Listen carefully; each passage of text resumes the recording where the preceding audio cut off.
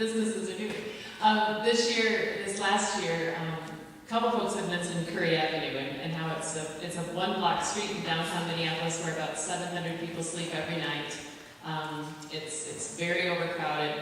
And last winter, our office approached the downtown congregations to end homelessness to ask for their support in hiring some housing case managers to go into Curry Avenue and actually get people out of Curry Avenue and into housing. Well, the downtown congregations to end homelessness said yes, and then we partnered and went to the downtown business council and asked them for their support.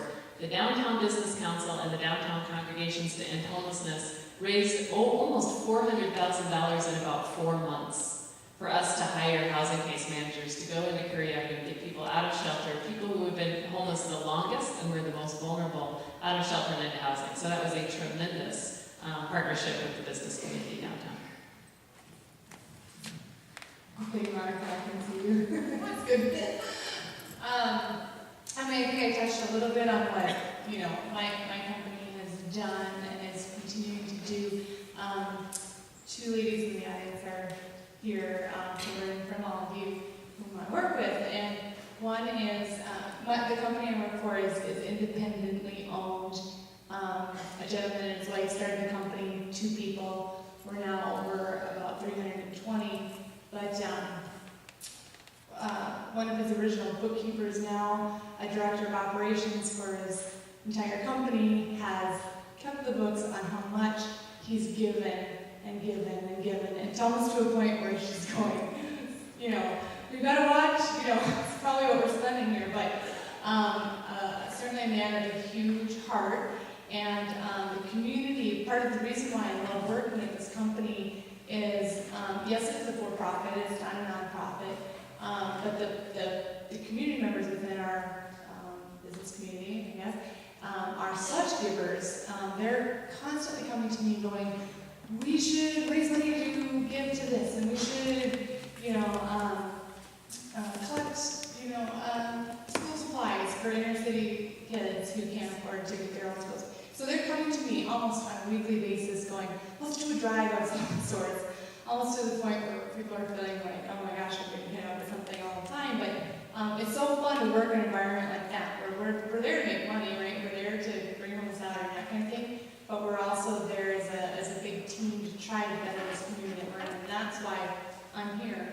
And that's why I've been having lots of conversations with people on this panel, along with people from my company, because we want to learn. We want to figure out how to help, and we know it takes companies like ours to do it. We don't know. We have a last question for this. Yes, can I say something real quick though? I had a statistic that just went off in my mind, and I think everybody will agree that I would much rather give 50 cents to a panhandler than my whole wallet and my car keys and my car to a robber. I really would. And I think we all will agree on that. So we can kind of look at that and minimize some of this too. Last question is a combination of 2. One is particular, the other is more general. With the Curry Avenue partnership, who pays the rent for homeless people who move into apartments?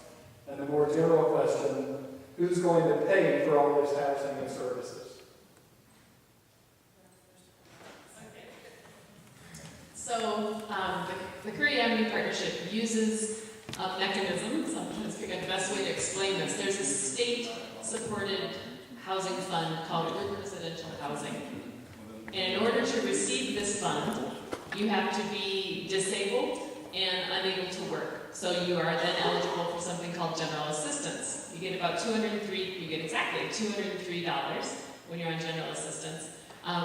A large portion of that goes to pay your rent, and you're left with $83 in spending money.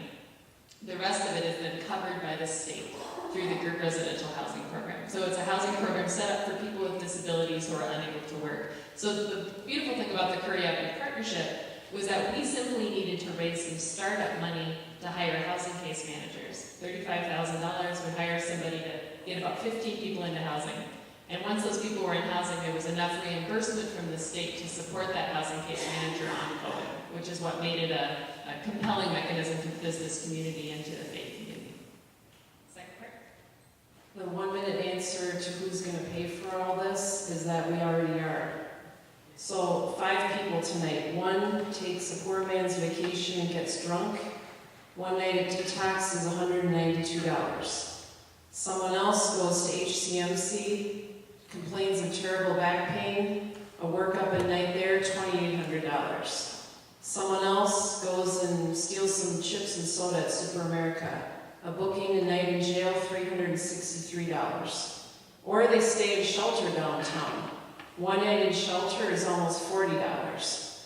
Or we house them, they pay 1/3 of their income, we pay the rest.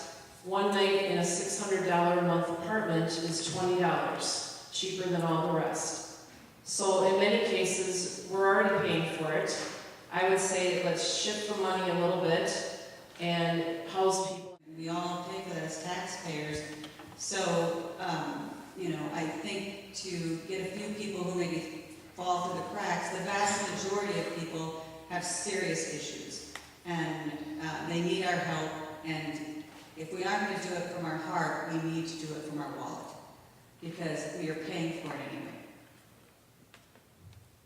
I just want to say one more thing. Those of you who didn't see 60 Minutes 2 weeks ago, they had a thing on homeless vets, and if you get a chance, it was really, really good.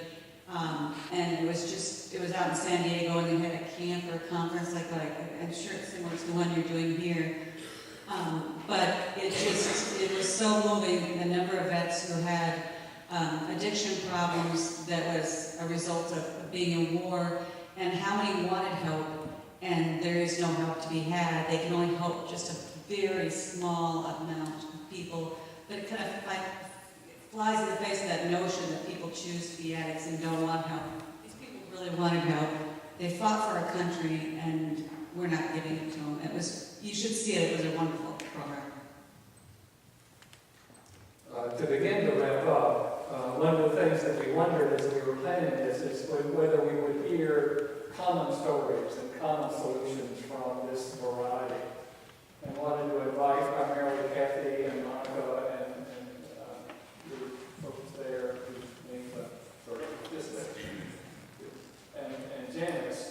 What have you heard tonight out of this conversation that you think we can pull together to say, here is sort of the kernel of what we've said together and heard?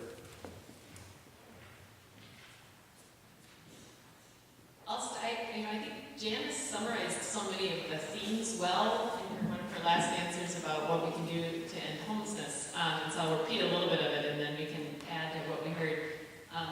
And these aren't the exact words, but I think the general theme of what we heard tonight up here from everybody really is that we can do better. That just giving a few dollars on the street is not what we can do. What we can do is change policies and help people increase incomes and work on housing and to help build stability in people's lives. So I think that was a common theme. Janice said we need to recognize people and sort of give them the recognition that they deserve as human beings, get to know what works and support it, and then a lot about advocating. I think the one thing that was really interesting, and I think it was sort of interesting, particularly from you, Stephen, I think we disagree on if we can end it. I think there's strong disagreement up here on that. I firmly believe that we can end it. I believe we can end homelessness. I believe we can end panhandling. I believe we actually know how. And I think that it's not a question of can we, but will we. And will we is a different question. Will we is a political will question, a community will question. But I think that was interesting to hear such a disagreement among all of us on if we actually think it's possible. What other themes would you add to what we've heard so far?